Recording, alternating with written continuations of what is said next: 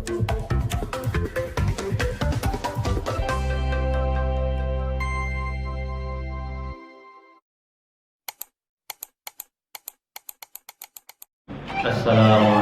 warahmatullahi wabarakatuh.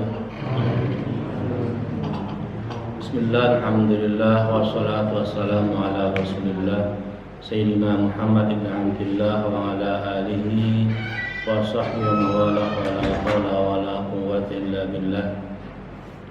Amma ba'du, wa ila hadratin Nabi Mustafa Muhammadin Rasulillah sallallahu alaihi wasallam wa ala alihi wa sahbihi wa azwajihi wa dhurriyyati ahli kiram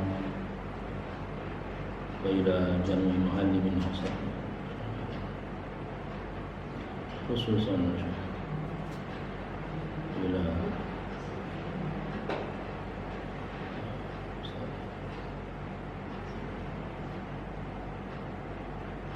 syuhada lahum al-fatihah. A'udzu billahi minasy syaithanir rajim. Bismillahirrahmanirrahim. Alhamdulillahi rabbil alamin. Arrahmanir rahim. Maliki yaumiddin. Iyyaka na'budu wa iyyaka nasta'in. Ihdinas siratal mustaqim. Siratal ladzina an'amta 'alaihim ghairil maghdubi 'alaihim waladdallin. Bismillahirrahmanirrahim. Alhamdulillah, Bapak-bapak, Ibu-ibu yang dirahmati Allah Subhanahu wa taala. Kita niatkan untuk i'tikaf, nawaitu an a'takif fi hadzal masjidil haram. Mudah-mudahan haji kita tiap minggu diterima Allah Subhanahu wa taala. Karena memang niat kita adalah untuk bareng-bareng bersama menunggu syuruh, artinya ingin mendapatkan fadilah pahala i'tikaf sekaligus juga pahala yang sama dengan haji dan umrah yang sempurna. Kita sudah sampai kepada hadis yang ke-39. Berarti tinggal satu hadis lagi. Kemarin sudah disampaikan bahwasanya Rasulullah SAW bersabda, barang siapa yang menjaga 40 hadis ini, maka dakhalal jannah, dia akan masuk surga. Wa hasyarahu ta'ala ma'al anbiya wal ulama'i yaumal qiyamah, dan Allah akan mengumpulkan orang tersebut beserta para nabi dan para ulama pada hari kiamat. Faqulna ya Rasulullah, kemudian para sahabat bertanya, ayyul arba'ina haditsan, 40 hadis apa yang harus kita jaga tersebut? Faqala alaihi wassalam, Rasulullah menjawab, antu'mina billahi wal yaumil akhiri wal malaikati wal kitab wan nabiyina wal ba'tsi ba'dal mauti wa bil qadari khairi wa syarri minallahi ta'ala. Yang pertama adalah yaitu menjaga rukun iman kita. Dalam artian menjaga iman kita, akidah kita, tauhid kita supaya tidak hilang. Menjaga dari keraguan-keraguan, tetap yakin bahwasanya Allah itu ada, beriman kepada Allah Ta'ala. Setelah beriman juga sekaligus ridha dengan semua ketetapannya, beriman kepada para malaikat, malaikat itu ada, beriman kepada kitab-kitab, dan beriman kepada para nabi, dan beriman akan adanya hari atau dibangkitkannya kita setelah mati, dan beriman kepada qada dan qadarnya Allah, baik dan buruknya. Jangan hanya beriman kepada takdir yang baik saja, tapi ketika mendapatkan menerima takdir yang buruk, cemberut, meresula, mengeluh. Kemudian adalah menjaga rukun Islamnya. Wa tasyhadu an la ilaha illallah wa anna Muhammadan Rasulullah wa tuqimas shalah bisbagil wudu'i liwaqtiha bi tamami ruku'iha wa sujudiha.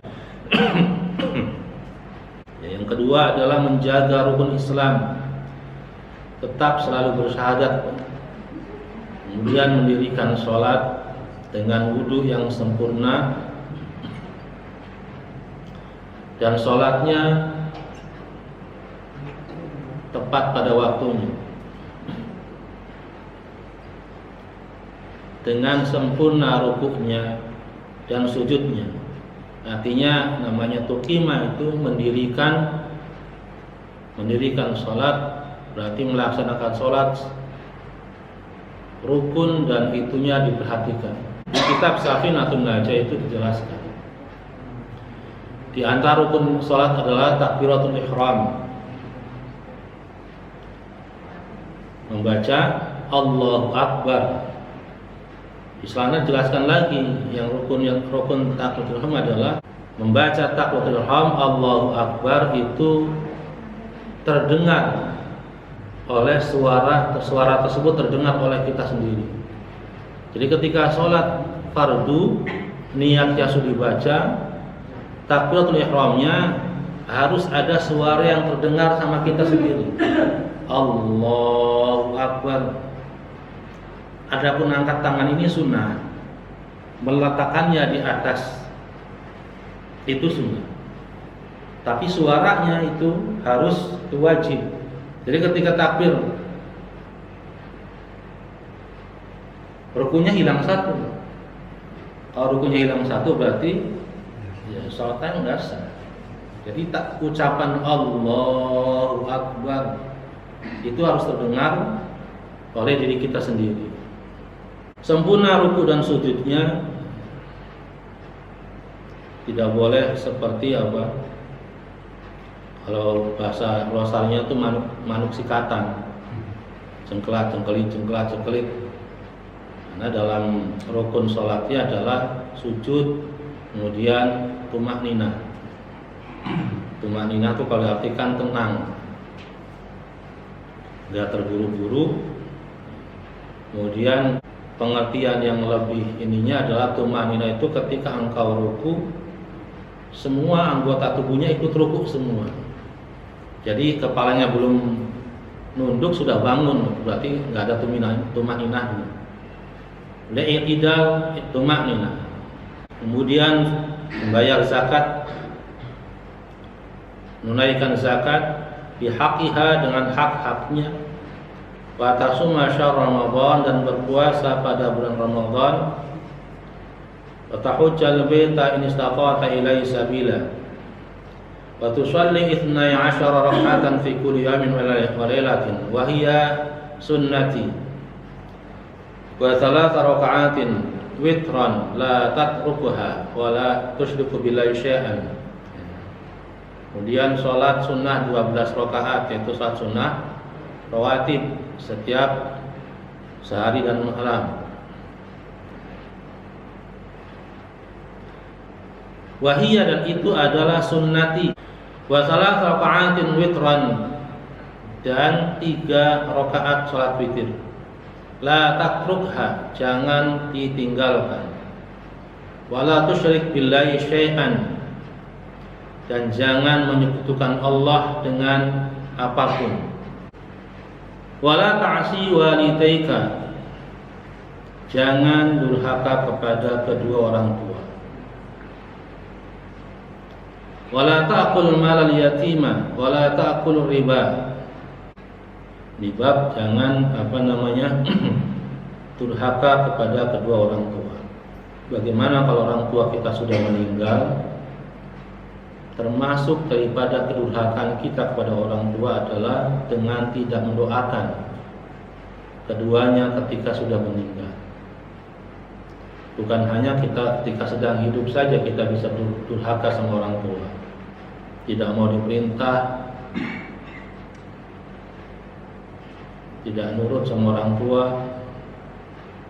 melawan sama orang tua, bahkan dalam Al-Qur'annya itu cukup mengatakan saja sudah termasuk daripada durhaka sama orang tua. Kata-kata itu udah termasuk daripada, sebenarnya nya ini katakanlah malas gitu. Tolong itu, ibu nyuruh saya terus. Nah, walaupun hakikatnya dia menjalankan perintah tadi ketika disuruh, tapi sudah ada kata itu sudah termasuk dari kata-kata yang menyakiti. Dan itulah yang dikatakan kedurhakaan, karena ada unsur menyakiti hati orang tua. Kata-kata saja nggak boleh, apalagi karena menyinggung. Ada satu sahabat Rasulullah, sahabat Alqamah, sahabat Rasulullah, meninggalnya susah sekali. Ketika meninggal susah sekali, sahabat sudah ngumpul, Rasulullah mau datang, susah minta dicabut sama malaikat Israel itu susah. Rasulullah kan menyaksikan itu. Ini ada apa? Perbuatan apa? Ini sahabat saya. Kalau sahabat berarti kan orang yang dekat dengan Rasulullah. Kenapa sampai begitu? Para sahabat nggak ada yang tahu. Orang termasuk sahabat yang kemudian rajin ibadah, kenapa bisa susah meninggalnya? Akhirnya Rasulullah paham. Cari ibunya. Ibunya masih hidup enggak? Masih. Rasulullah cari ibunya, datangkan ke sini. Datang, Bu, ini putra ibu, saya nggak kenal. Sampai segitu. Ibu nggak mau maafin. Saya nggak kenal siapa dia. Kalau begitu, kata Rasulullah, siapkan kayu bakar yang banyak. Karena ini susah meninggalnya, kita bakar saja. Kumpulin kayu bakar. Udah ngumpul, mau dibakar, baru teriak, "Ya Rasulullah, dia putra saya." Kenapa ibu sampai begitu? Ibunya cerita sambil nangis. "Ya Rasulullah, saya adalah janda. Saya besarkan beliau, anak ini dari kecil sampai besar. Cinta saya nggak kurang sama sekali sama anak saya. Sampai waktunya ia menikah, punya istri, serumah dengan saya, cintanya berkurang sama saya. Apa masalahnya?" Ketika Lebaran, ia belikan istrinya gamis hijau dan saya gamis kuning. Padahal saya lebih senang warna hijau. Dia mendahulukan istrinya ketimbang saya. Itu masalah warna. Sedikit aja masalah warna baju, sama-sama dibelikan, kesinggung karena dikasih duluan istrinya dulu dikasih warnanya hijau, ibunya warna sisanya. Dalam pengertian beliau berarti yang diberikan beras adalah sisa, kesinggung akhirnya. Dan Alqamah nggak tahu, nangis membara suami. Ridho ibu lebih utama. Nah, ketika itu sudah ceritakan, mau maafkan enggak, dimaafkan, baru meninggal dengan tenang. Wala ta'si walidaika, jangan durhaka kepada orang tua. Lalu kewajiban kita sebagai anaknya ketika orang tua sudah meninggal adalah selalu mendoakannya. Karena dalam satu riwayat ada orang tua yang bingung, "Ya Allah, kenapa engkau tempatkan saya di tempat yang tinggi? Saya mendapat derajat yang tinggi." Allah menjawab, karena istighfar putramu yang mengangkat engkau menjadi di tempat yang tinggi. Artinya doa kita, minta ampun pada Allah untuk kedua orang tua kita, itu menjadi sebab diangkatnya derajat orang tua kita oleh Allah Subhanahu wa Ta'ala. Yang kedua adalah meneruskan tradisi kedua orang tua kita, tradisi yang baik.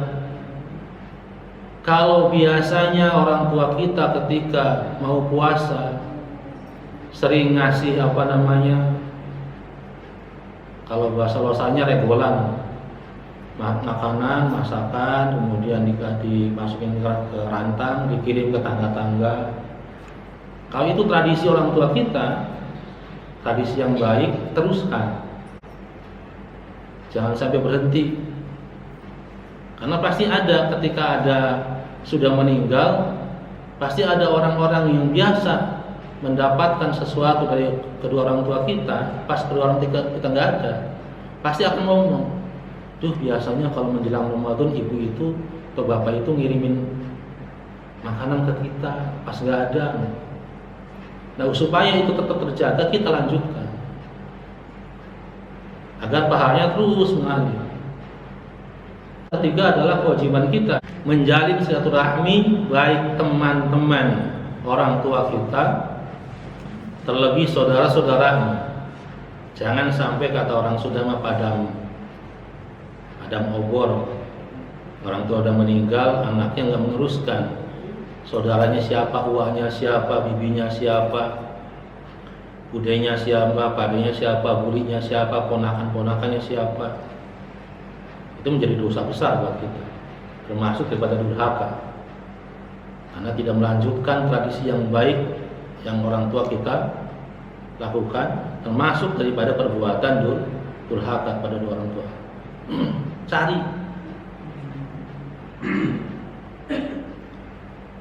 Kalau kita ada niat untuk melanjutkan silaturahmi tersebut, Allah akan bimbing, akan ketemukan.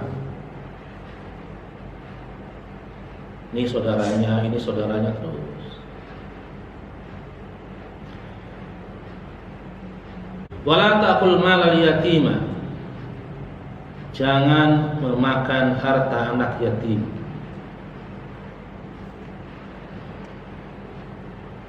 Ini jelas sekali Al-Qur'annya dijelaskan. Makan harta anak yatim sama saja dengan memasukkan bara api neraka ke dalam perut kita.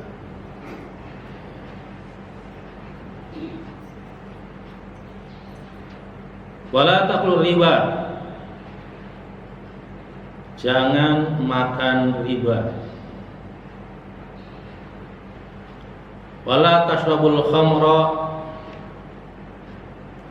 Jangan minum minuman keras atau minuman memabukkan.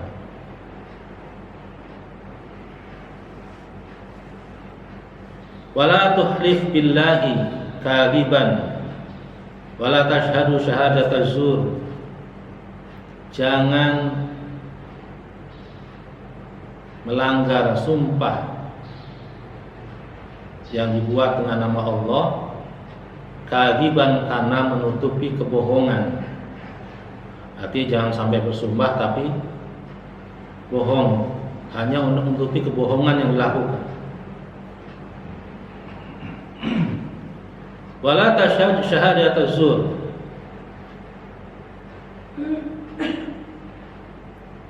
Jangan bersaksi. Syahadat zur atau bersaksi, bersumpah dengan sama dengan tadi berbohong untuk menutupi kebohongan. Ala ahadin qaribun aw ba'id. Ala ahadin qaribin aw ba'id. Terhadap seseorang bersumpah palsu, terhadap seseorang yang baik maupun yang dekat maupun yang jauh. Jangan mentang-mentang dia orang yang jauh, enggak akrab, maka kita boleh bersumpah palsu. Dalam hadisnya baik orang itu dekat ataupun jauh tidak boleh sama sekali kita bersumpah palsu. Wala ta'mal bil hawa wala taktab akhaka. Jangan berbuat berdasarkan hawa nafsu. Kalau di sini jangan menuruti hawa nafsu.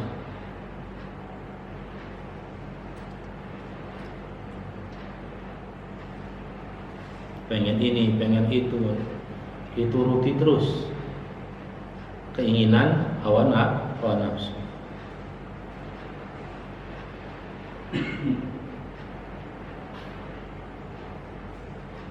Bagaimana kalau orang nggak punya hawa nafsu? Ya, malaikat kan punya akal tapi nggak punya hawa nafsu, tunduk. Dan hawa nafsu adalah termasuk salah satu pintu di mana setan bisa masuk ke kita. Dan tugas kita bagaimana mengendalikan hawa nafsu. Bahkan Imam Ghazali mengatakan hawa nafsu itu seperti kuda, bisa menjadi kita mengendalikannya untuk berjalan lebih cepat kepada Allah, atau sebaliknya kita yang dibawa kuda ke arah kerusakan. Karena inna nafsal ammaratun bisu, karena sungguhnya hawa nafsu itu selalu mengajak berbuat keburukan. Kita bisa nggak mengendalikannya?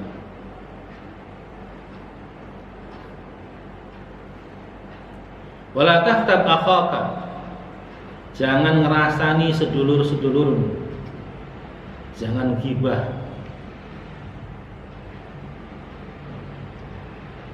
Kebiasaan kita semua ini berghibah, menggunjing, ngomongin saudara, mau tetangga, mau teman, mau saudara sendiri. Al-Qur'annya jelas sekali.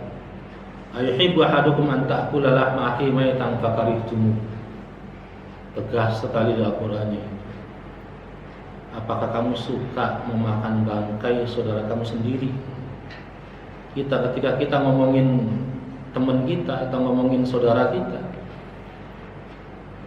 ini perumpamaan yang diberikan Al-Quran pas sekali.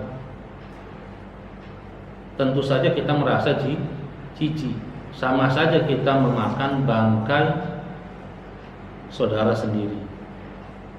Ketika kita ngomongin orang, ngomongin tetangga, ngomongin teman. Lalu bagaimana kalau ada teman kita yang melakukan perbuatan yang bagaimana menurut pandangan umum nggak layak? Jangan diomongin, datengin, berikan nasihat. Jangan malah ngomongin di belakang. Itu sama saja dengan kita ghibah, baik itu benar ataupun tidak betul atau salah.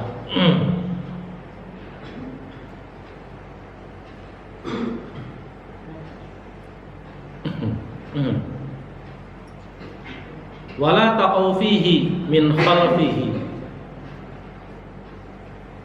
jangan sampai jatuh ke dalam urusan ghibah itu. Min khalfihi, dari belakangnya. Wala naqdif al muhsanat wala yaqul anka innaka mura'i fayahbata amaluka.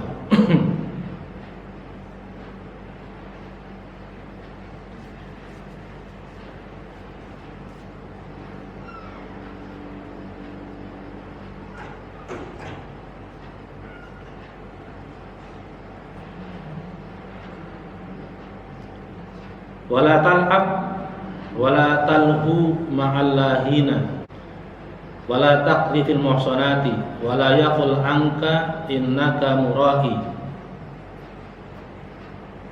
fa yahbatu amaluka. Jangan memfitnah seorang perempuan.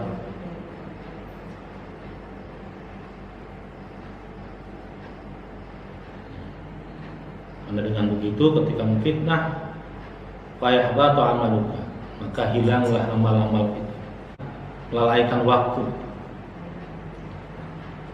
gaplek pada saat itu. Bahasa santri dulu yasinan, yasinan. Saya pikir yasinan beneran, pas ngikutin astagfirullahaladzim lagi. Ini buang-buang waktu.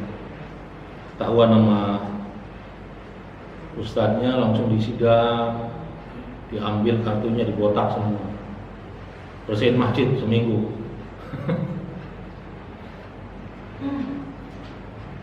Karena namanya lahi benar-benar buang-buang waktu, nggak ada manfaatnya. Nah sekarang lahinya lebih canggih lagi, HP. Aduh, orang kalau udah ngeliat HP, kalau kita hitung kalkulasi waktu yang kita gunakan dengan HP, dengan zikir, kalah Pak. Mau tidur aja mesti megang HP. Bangun tidur nyarinya HP dulu. Sampai ada video dari India, anak SD ditanya ibu gurunya, nangis, dia kenapa? Saya pengen jadi HP. Tanya cita-citanya itu, kamu pengen jadi apa? Nyalain dokter, polisi, pengen jadi HP. Jadi HP sih kenapa? Biar didekat terus sama bapaknya, dibawa kemana sama bapaknya, diajak ngobrol sama bapak ibunya. La haula wala quwwata illa billah. Itulah yang luar biasa dahsyat itu HP. Ngaji yang biasanya dulu kuat 1 juz, gara-gara ada HP sehalaman. Wah, merusak banget. Masya Allah. Udah repot udah. Yang tadinya sopan, pas dapat HP, buka medsos, idolanya dicaci maki, ngamuk dia, kata-kata yang kasar keluar semua. Wala taqulil qasir ya qasir, turidu bidzalika 'aibuhu. Wala taskhar min ahadin minan nasi wa tasbur 'indal wala. Jangan engkau ucapkan, jangan kamu panggil orang yang pendek dengan ya qasir, hai pendek. Turidu bidzalika 'aibuhu. Engkau memanggil tersebut untuk menunjukkan aibnya. Gak usah dibilangin, orang pendek dipanggil pendek-pendek, ini pendek. Gak usah begitu. Gak usah dipanggil juga orang udah tahu kok dia itu pendek. Apabila hadisnya begini, pesek dipanggil pesek, bukan pesek mancung ke dalam. Wala taqul qasir ya qasir, jangan kau panggil orang yang pendek dengan wahai pendek. Wala taskhar min ahadin minan nas, jangan geguyu atau mencandai seorang pun dari manusia. Wa tasbiru 'indal bala, dan bersabarlah ketika mendapatkan musibah. Wala ta'man min iqabillahi ta'ala, jangan merasa aman. Kita semua merasa aman dari apa? Dari iqabillahi ta'ala, dari siksa Allah subhanahu wa ta'ala. Bahkan saya pernah bagus lagi kalau pernah ngaji hikam. Ini dalam sekali. Jangan, ini terkait dengan jangan merasa aman dari siksa Allah, dan jangan merasa putus asa karena dosa-dosa kita. Itu ada ininya, ungkapan dari Syekh Athaillah Al-Sandari. Jangan merasa aman dari siksa Allah gara-gara kita rajin ibadah, rajin sholat, rajin puasa, rajin ngerasa aman. Pasti dapat rahmat Allah. Dan juga jangan putus asa gara-gara banyaknya dosa yang kita lakukan. Nah, di sini adalah anjuran kita untuk berwaspada. Sebesar apapun ibadah kita, amal kita, nggak tahu diterima sama Allah apa enggak, kan begitu. Bahkan ada riwayat sampai saya nangis nih. Ada salah seorang Arab Badui, dia sedang tawaf keliling Ka'bah sambil mengucapin ya Karim, ya Karim. Rasulullah di belakang ngikutin, ya Karim. Muter lagi, ya Karim. Rasulullah lagi ngucapin ngikutin, ya Karim. Sampai ke sisi Hajar Aswad. Si Badui tadi ngucap ya Karim.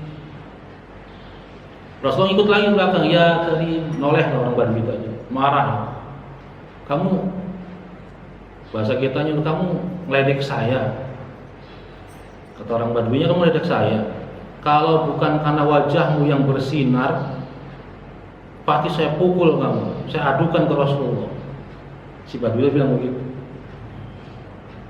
Kata Rasulullah, kamu nggak kenal Nabi kamu nggak tahu Rasulullah. Yang digini itu Rasulullah. Untuk si Badui tadi langsung keselnya, kan dikira ngikutin, dikira ngeletek. Kata Nabi, kamu nggak kenal Rasulullah, nggak kenal Nabi kamu. Semenjak, kata si Badui tadi, semenjak saya datang Mekah, saya beriman sama Rasulullah, tapi saya belum tahu mana orangnya.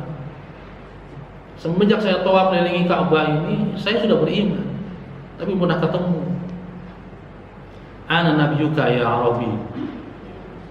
Saya nabi kamu wahai orang. Baru tuh nangis, meluk, nyium tangannya, dipeluk, ya Rasulullah. Ternyata engkau Rasulullah, pantesan beda. Nah, Rasulullah bilang, apa kamu mengira dengan mengucapkan ya Karim, Allah nggak bakal menghisab kamu? Itu ketika begitu tuh malaikat Jibril turun, terus bilang, ya Muhammad, qul ya Arabi, katakan, ya Muhammad, ada salam dari Allah. Kata Allah, sampaikan kepada orang Badui tadi, apakah kamu mengira ketika kamu mengucapkan ya Karim, Allah nggak bakal menghisab kamu? Kata orang Baduinya, kalau gitu, kalau saya ucapkan ya Karim, Allah mau menghisab saya akan menghisab Allah. Kata Rasulullah, ya Arabi, bagaimana engkau akan menghisab Allah? Kata orang Baduinya tadi, ketika Allah menghisab saya dengan dosa-dosa saya, maka saya akan menghisab Allah dengan ampunannya. Mana ampunannya? Engkau menghisab saya Allah dengan dosa-dosa saya hisab engkau ya Allah, mana ampunannya? Engkau berjanji. Sampai akhirnya malaikat Jibril naik lagi, turun lagi, ya Muhammad, qul ya Rabbi. Enggak usah menghisab Allah, udah beres gitu. Subhanallah. Wala tamshi bin namimah fima bainal ikhwan. Jangan berjalan dengan tujuan untuk mengadu domba fima bainal ikhwan, di antara saudara-saudara. Yang kita rasakan zaman HP ini, zaman adu domba, subhanallah. Dan zaman terbuka selebar-lebarnya. TV nggak ngeberitain, HP muncul di medsos keluar semua. Ada yang demo, ada yang ini. Mungkin itu salah satu hikmah. Ada yang ditutupi, Allah buka yang lain. Maka benar, Allah itu yang maha menyaksikan.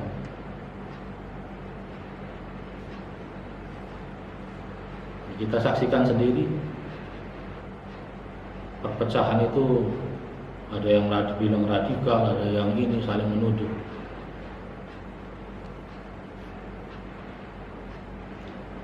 Wa tashkurallaha ala kulli ni'matin an'amallahu biha 'alaika. Dan bersyukurlah kepada Allah Subhanahu wa taala atas semua nikmat pada kalian.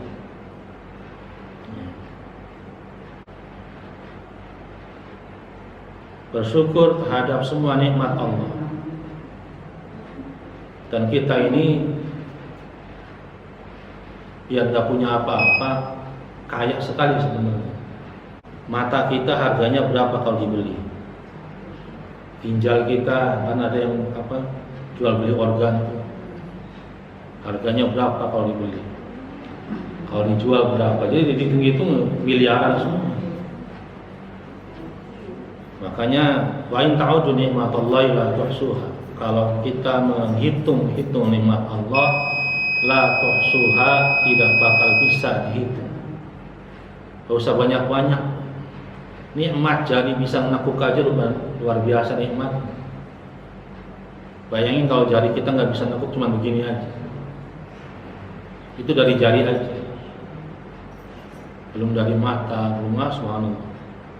La tuhsuha, tidak bisa akan menghitung nikmat Allah. Wa tasbiru indal bala wal musibah wala taqnut min rahmatillah. Dan bersabarlah kamu indal bala wal musibah, ketika mendapatkan cobaan dan musibah. Wala taqnut min rahmatillah, dan jangan putus asa dari rahmat Allah Subhanahu wa taala. Mungkin itu saja. Insyaallah kita bisa lanjutkan dengan izin Allah SWT. Karena waktu syuruk sudah masuk, kita akhiri dengan doa ke majlis.